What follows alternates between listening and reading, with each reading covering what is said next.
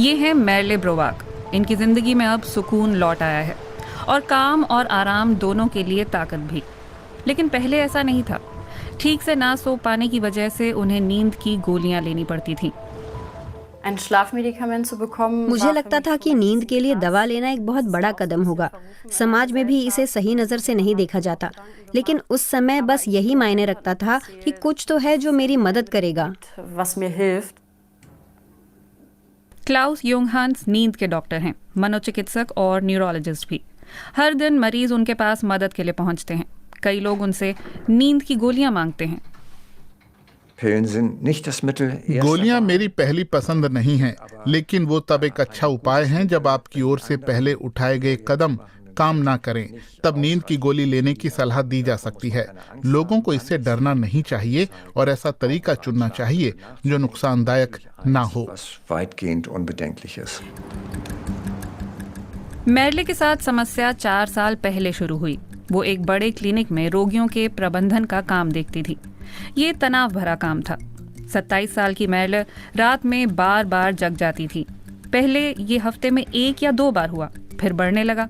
कई रातें उन्होंने कुछ घंटे की नींद और कई बिना सोए ही बिताई। इससे उनकी चिंता बढ़ने लगी। वो अपने दिमाग को शांत कर आराम नहीं कर पा रही थी। मैंने सोचा मेरा शरीर सो क्यों नहीं पाता, जबकि ये तो सामान्य चीज है। वक्त के साथ मैं जैसे किसी चक्रव्यूह में फंस गई थी।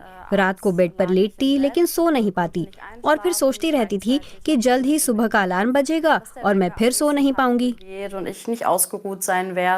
बहुत से लोगों को ऐसे ख्याल आते हैं। ये कुछ ऐसा है, अगर मैं अभी नहीं सोया तो कल बहुत बुरा होगा। मेरी नींद ऐसे ही खराब होती रही तो मैं मर जाऊंगा, या मुझे नींद की दवा लेनी पड़ेगी और मुझे उसकी आदत लग जाएगी। ऐसे ख्याल आते रहते हैं। मेरले ने इस चक्रव्यूह को तोड़ने की कोशिश की। उन्होंने लैवेंडर, लेमन बाम और पैशन फ्लावर जैसे हर्बल उपचारों के अलावा कैमोमाइल जैसी नींद वाली चाय का भी इस्तेमाल किया, लेकिन किसी से भी बात नहीं बनी। कोई भी इनका इस्तेमाल कर सकता है, लेकिन हर्बल पदार्थ सबके लिए एक जैसे काम नहीं करते। इनका असर केवल थोड़े दिनों के लिए ही रहता है, फिर ये काम करना बंद कर देते हैं। बस इनकी लत नहीं लगती है। मेरले ने खूब एक्सरसाइज करके शरीर को थकाने की भी कोशिश की। अच्छी नींद आए इसलिए वो जल्दी सोने चली जाती थी। या तो जल्दी बिस्तर में चली जाती या फिर देर तक बिस्तर में रहने की कोशिश करती, लेकिन इससे भी फायदा नहीं हुआ और वो इतनी परेशान हो गई कि अगले 2 हफ्ते तक उन्हें नींद ही नहीं आई। वो बहुत डर गई क्योंकि अब कुछ भी काम नहीं कर रहा था। अंत में मेरे साथ काम करने वालों ने मुझे जांच करवाने की सलाह दी। लोग बस इतना ही पूछते थे कि मैं कैसी हूँ और मैं रो देती, तो मैं समझ चुकी थी कि कुछ करना पड़ेगा।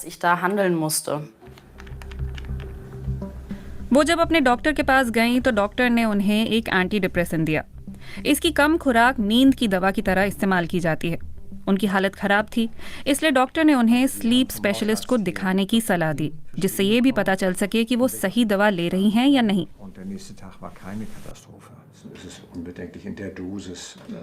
जब हम नींद में मदद करने के लिए इस दवा का इस्तेमाल करते हैं तो हम बहुत कम खुराक देते हैं। कम खुराक देने पर ये एंटी डिप्रेसेंट की बजाय नींद की दवा का काम करती है और इसकी लत नहीं लगती। मरीज आसानी से इसे ले सकता है। नींद की गोलियों के साथ दिक्कत ये होती है कि इनकी आदत लगने का खतरा काफी ज्यादा होता है। सालों से इन दवाओं को नियमित रूप से नींद की समस्या के लिए दिया जाता रहा है, लेकिन अब कई डॉक्टर्स इनके इस्तेमाल को लेकर सतर्क हो गए हैं। न्यूरोलॉजिस्ट और नींद के डॉक्टर पाउल क्रिस्टियन बायर जब बहुत जरूरी हो तभी इनकी सलाह देते हैं।